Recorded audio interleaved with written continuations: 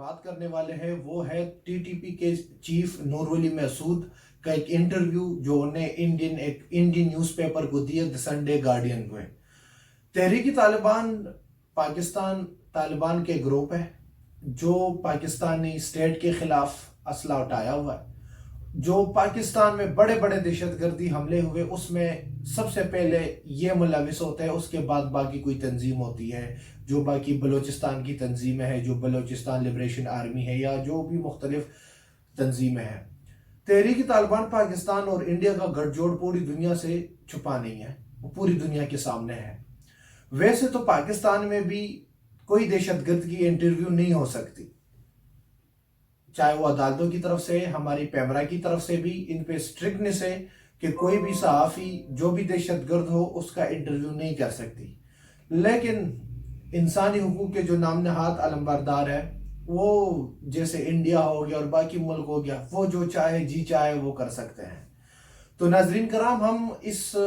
Interview کے بارے میں بات کریں گے اور کچھ فیکٹس ہیں جو میں نے خود گراؤنڈ پہ دیکھی ہے اس کے بارے میں بات کریں گے۔ ہم اس پہ اپنا آنیسٹ تجزیہ دیں گے۔ اس کے بعد باقی جو معاملات ہوں گے، باقی اس کا جو ثمرات ہوں گے اس انٹرویو کے، وہ تو آنے والے وقت میں پتہ چل جائے گا۔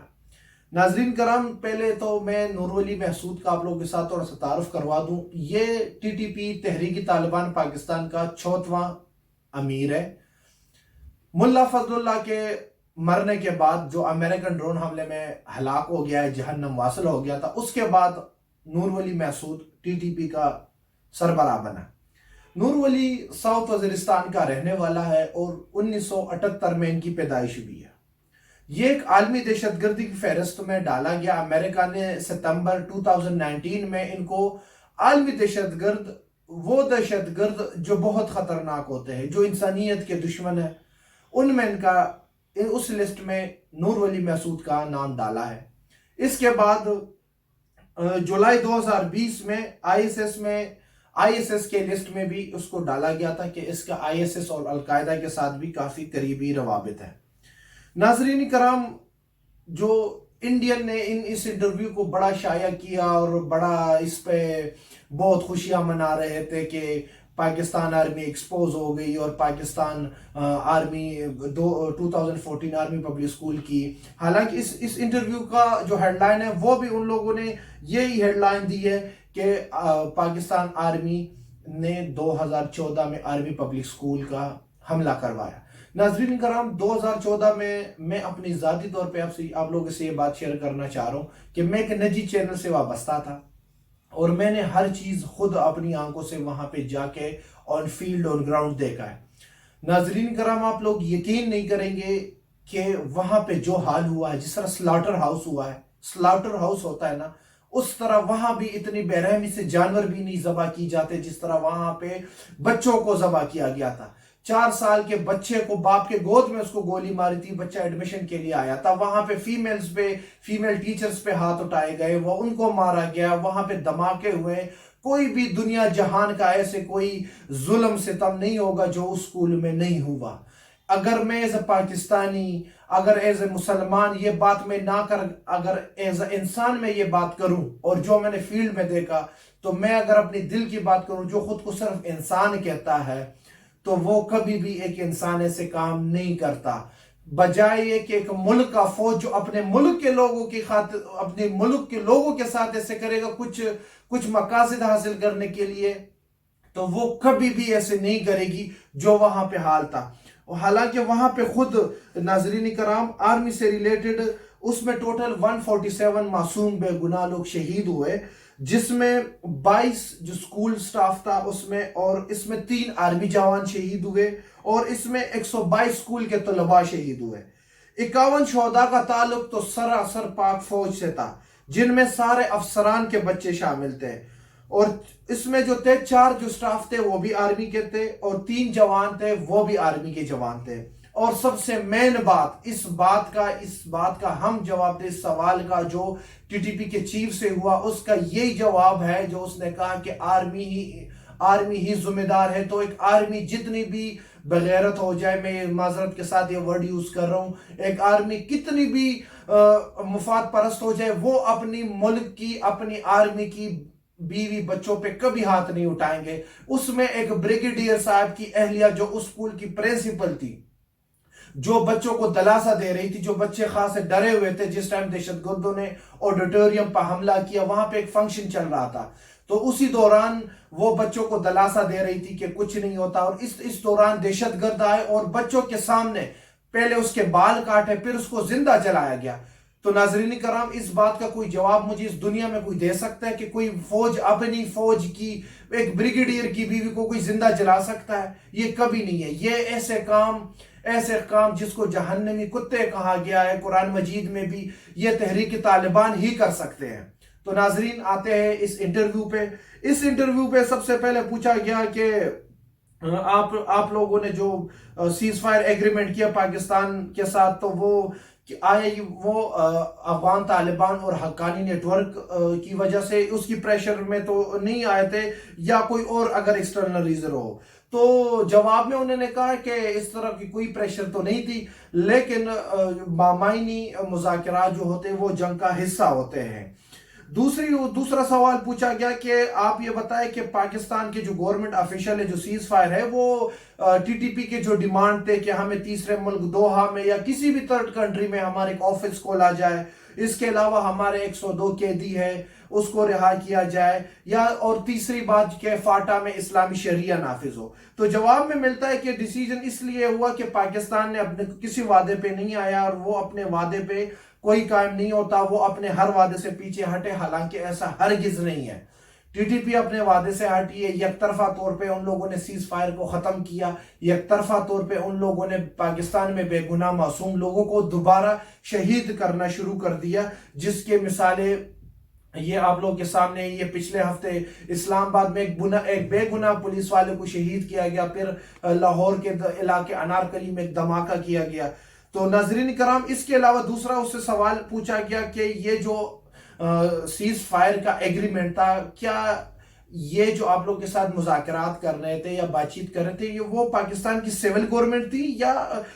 جی ایچ کیو کی ریپریزنٹیٹیو آئی ایس آئی تھی؟ تو انہوں نے سمپل جواب دیا کہ پاکستان آرمی. اس کے علاوہ انہوں نے سوال کیا کہ آپ اس کو کس طرح سے بیان کریں گے کہ ٹی ٹی پی کا جو ابھی جو پریزنٹ ریلیشن ہے پاکستان آرمی کے ساتھ، اور خاص طور پر حقانی نیٹ ورک کے ساتھ، کہ وہ پاکستان کے ایک اتحاد کے سامنے آئے ہوئے ہیں. تو اس کا سمپل جواب تھا کہ ہمارا بہت اچھا تعلق ہے افغان طالبان کے ساتھ، اور خاص طور پر حقانی نیٹ ورک کے ساتھ. تو اس میں ناظرین کرام، انڈیا اس انٹرویو کو لے کے پاکستان کو جو بدنام کرنے کی کوشش کر رہا تھا، جو سازش کر رہا تھا، تو وہ خود اس انٹرویو میں ایکسپوز ہو رہا ہے. اور جیسے انٹرویو یہ شائع ہو گئی، سوشل میڈیا ایکٹیوسٹ یا جرنلسٹ وغیرہ اس پہ بات کر رہے ہیں، تو اس میں انڈیا خود اپنے آپ کو ایکسپوز کر رہا ہے، ایسے بچکانہ سوالات کر رہا ہے جس کا نہ کوئی سر پیر ہے، نہ کوئی اس کا کوئی معنی ہے. تو اس میں یہ سوال بھی پوچھا گیا کہ پاکستانی میڈیا پہ ایک رپورٹ آئی ہے کہ ٹی ٹی پی نے جو لشکر طیبہ ہے اور جیش محمد گروپ ہے جو انڈیا کے خلاف جہاد کر رہے ہیں، ہم اسے جہاد کہیں گے، جو حافظ سعید صاحب ہے اور جو باقی ہمارے لشکر طیبہ والے ہیں یا ہمارے جیش محمد والے ہیں، تو انہوں نے کہا کہ آپ کیسے اس کو بیان کرتے ہیں کہ ان کے ساتھ آپ لوگ کے حافظ سعید صاحب کے ساتھ یا مسعود اظہر صاحب جو جیش محمد کا ہے سربراہ ہے، ان کے ساتھ آپ لوگ کی تعلق کے بارے میں کیا بیان کرتے؟ تو ناظرین کرام، ایسی تو کوئی بات ہماری میڈیا پہ نہیں آئی، نہ ہم نے کبھی سنی ہے، نہ میں نے کبھی سنے، نہ امید ہے کہ نہ آپ لوگوں نے کبھی ایسی سنی ہوگی، کیونکہ ایسی کوئی پاکستانی میڈیا پہ ایسی کوئی رپورٹ آئی نہیں ہے کہ ٹی ٹی پی کا جیش محمد کے ساتھ اور لشکر طیبہ کے ساتھ کوئی تعلقات. تو جواب ملتا ہے کہ ہم سارے جو ایک فارمل طریقے کے تعلقات چاہتے ہیں دوسرے آرگنائزیشن کے ساتھ. ہاں، اگر کوئی ہمارے اس موومنٹ کو جوائن کرنا چاہتا ہے تو ہمارے اس موومنٹ کے کچھ اصول ہے، ہمارے اس لشکر کے کچھ اصول ہے، اور اصول کیا ہے کہ صرف وہ پاکی دنیا کو چھوڑ دے اور صرف ہمارے ساتھ آ کے مل کے پاکستان گورنمنٹ کے خلاف بندوق اٹھائے اور بے گناہ معصوم لوگوں کو شہید کرے تو ہم اس کو تب ہمارے دروازے ان کے لیے کھلے ہوں گے۔ ناظرین کرام دیکھ لیں کتنی بچکانہ باتیں ہیں۔ اگر کوئی افغان طالبان نے کیا ہے تو ہم اسے جہاد کہتے ہیں، کیونکہ افغانستان میں وہ اپنے ملک کے دفاع کے لیے لڑے ہیں، نیٹو کی 40 ملکوں کی افواج کے خلاف لڑے ہیں۔ یہ ٹی ٹی پی والے پاکستان اپنا ملک ہے، نہ تو اس میں اللہ نہ کرے کوئی باہر کے ملک آ رہی ہے کہ یہاں پہ آزادی کی جنگ لڑ رہی ہے، یہاں پہ کوئی ایسی حکومت آئی ہے جو باہر ملکوں کی حکومت جہاں پہ انگریز ہو، امریکہ ہو، باقی ملکوں کی سربراہی ہو، تو ایسی تو کوئی بات نہیں ہے۔ آتے جناب دوسرے سوال کی طرف، اس میں یہ بتایا کہ جو ٹی ٹی پی کا بھی لاسٹ پہ جو ایک ان کا تھا ترجمان خالد بلتی، جو گلگت بلتستان کا رہنے والا تھا اور اس کو پچھلے ہفتے اسی مہینے میں جہنم واصل کیا گیا، نامعلوم افراد نے ان کو قتل کیا، تو اس سے تو آپ لوگوں کا کوئی نقصان ہوا نہ تو کوئی نقصان ہوا ہو، یا آپ لوگوں کے کوئی اس جو امپیکٹ ہے اس پہ آپ لوگ کی یہ لشکر پہ کوئی امپیکٹ پڑا ہے، کوئی ڈر خوف؟ تو انہوں نے جواب دیا کہ نہیں، ایسی چیزیں ہمارے حوصلے پسند نہیں کر سکتے، تو ایسی کوئی ہماری یہ نہیں، ہم اپنی جہاد اپنی اس راہ میں ہم چلتے رہیں گے۔ تو اور بھی باقی سارے سوالات ہوئے، اس میں یہ بھی سوال آیا کہ جو یونائٹڈ اسٹیٹ آف امریکہ جو ان کا وڈرال ہے تو ان کا کوئی امپیکٹ پڑے ٹی ٹی پی پہ، تو انہوں نے بتایا کہ یونائٹڈ اسٹیٹ برڈن تھا پورے ریجن پہ، تو ان کے جانے سے وہ برڈن بھی چلا گیا ہے۔ اس میں یہ بھی اس سے سوال کیا گیا کہ پاکستان آرمی نے جو ضرب عضب آپریشن 2014 میں اور جو راول فساد 2017 میں ایک آپریشن جو لانچ کیا، اور ٹی ٹی پی نے کافی زیادہ اس آپریشن میں ان کا پاور ان سے گین کیا گیا، اور اگر نہیں تو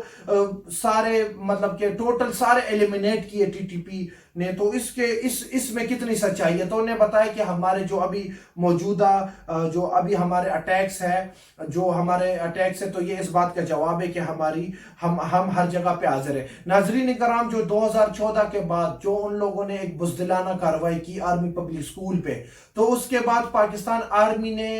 2014 میں ضرب عضب کے نام کا ایک آپریشن لانچ کیا، اور قہر بن کے تحلیقی طالبان پہ ٹوٹ پڑے اور ان کا ملک میں صفایا کیا، چن کے ان کو مارا، سوات میں مارا، خیبر پختونخوا میں، ساؤتھ وزیرستان، نارتھ وزیرستان، وانا میں، جہاں پہ یہ دہشت گرد تھے تو ان کو ٹوک کے، ان کو جو ڈرپوک تھے وہ ڈر کے مارے بھاگ گئے افغانستان، جو ان کے بچے کچے تھے تو ان سب کو جہنم واصل کیا۔ اس میں سب سے جو آخری جو سوال ہے کہ ٹی ٹی پی نے یہ رسپانسبلٹی لی آرمی پبلک سکول کی۔ ناظرین کرام، یہ سوال اور اس جواب کو ذرا غور طلب ہے، اس پہ ذرا غور کرے۔ ایک طرف سے تو وہ ڈینائی کر رہا ہے، دوسری طرف وہ ان لوگوں کو شہداء کہہ رہا ہے جو ان لوگوں میں جو لوگ اس کام میں ملوث تھے۔ تو اس میں سوال ہے کہ ٹی ٹی پی نے جو رسپانسبلٹی لی تھی آرمی پبلک سکول پشاور 2014 میں، جس میں 132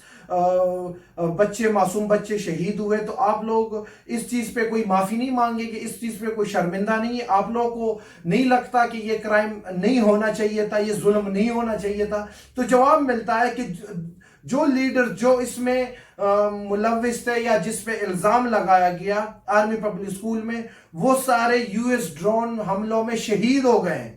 تب سے ہم پاکستان سے یہ ڈیمانڈ کر رہے ہیں کہ ایک انڈیپینڈنٹ کمیشن بنایا جائے کہ پتہ چلائے کہ اس معصوم بچوں کو مارنے کے پیچھے کس کا ہاتھ تھا،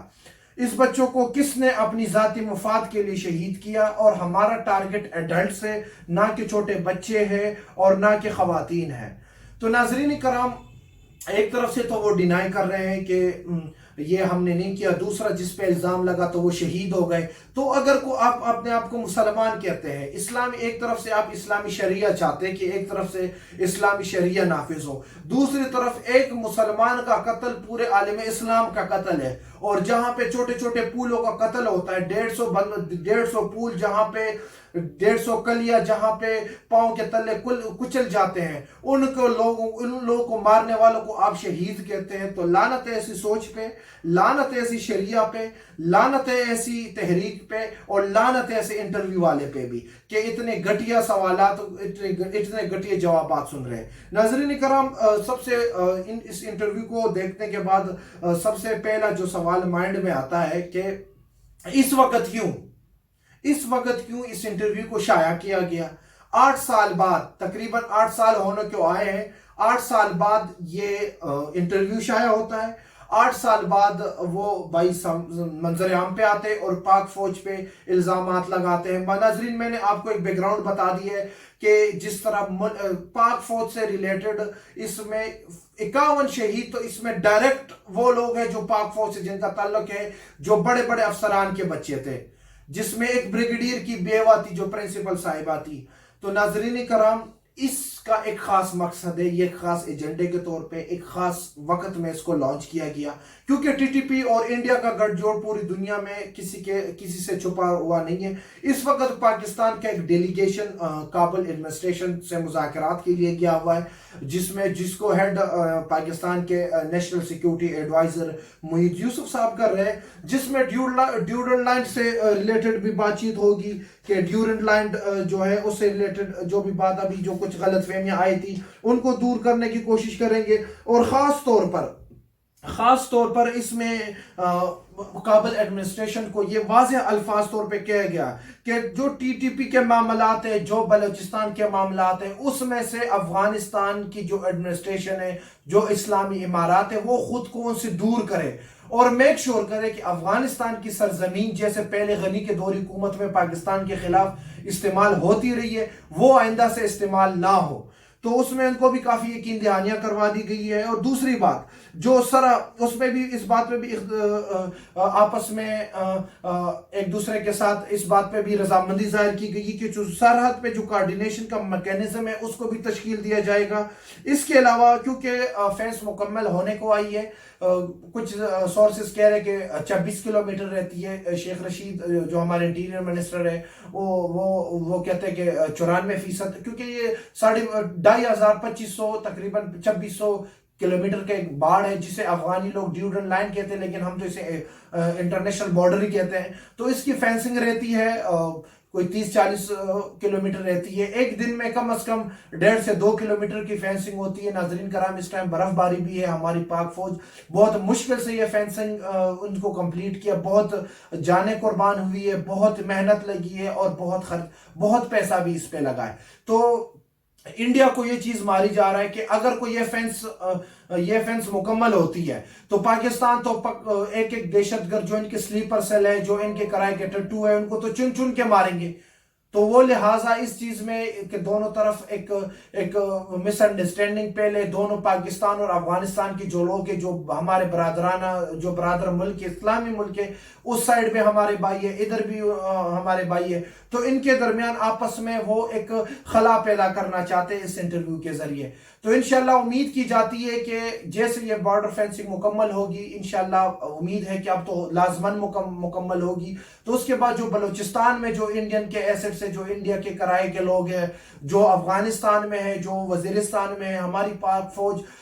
دن رات ان میں آپریشنز کر رہے ہیں، جانیں بھی قربان کر رہے ہیں، لیکن ان کا صفایا ہو رہا ہے۔ انشاءاللہ امید کی جا رہی ہے کہ اس بارڈر فینسنگ کے بعد جب یہ کمپلیٹ ہوگی تو انشاءاللہ ان کا مکمل صفایا ہوگا اور پاکستان میں امن آ گیا ہوگا۔ ناظرین کرام، اگر آپ لوگ اس چینل پہ نئے ہیں، آپ اس چینل کو سبسکرائب کریں، اگر آپ کو ویڈیو اچھی لگی ہے تو اس ویڈیو کو لائک کریں اور بیل آئیکن پہ ضرور کلک کریں تاکہ آنے والی ویڈیوز آپ تک پہنچے۔ ناظرین کرام، یہ ہمارا نیا چینل ہے، اس میں ہم کوشش کریں گے کہ ہم آپ لوگوں تک صحیح، مستند اور اتھینٹک خبریں پہنچائیں۔ ہم اس چینل پہ کوئی کسی پارٹی کا سائیڈ نہیں لیں گے، ہم اس میں آنیسٹ انالیسس کریں گے، جو اچھا ہوگا، اگر گورنمنٹ اچھا کرے گی ہم اس کو اچھا کہیں گے، اگر کوئی برا کرے گی ہم اس کو برا کہیں گے، اگر اپوزیشن کوئی چیز اچھا کرتی ہے ہم اس پہ اپوزیشن کے لیے آواز اٹھائیں گے، تو اگر کوئی اپوزیشن کوئی کام برا کرتی ہے تو ہم اس کے خلاف آواز اٹھائیں گے۔ اگر کوئی عدلیہ پہ تو خیر کوئی تنقید نہیں کر سکتا، لیکن ہم اپنی انالیسس دیں گے، آنیسٹ انالیسس دیں گے۔ تو امید ہے کہ آپ لوگ کو ہماری ویڈیو اچھی لگی ہوگی۔ میں ہوں سید بلال شاہ، آپ لوگ دیکھ رہے ہیں SBS آفیشیل۔ اللہ حافظ۔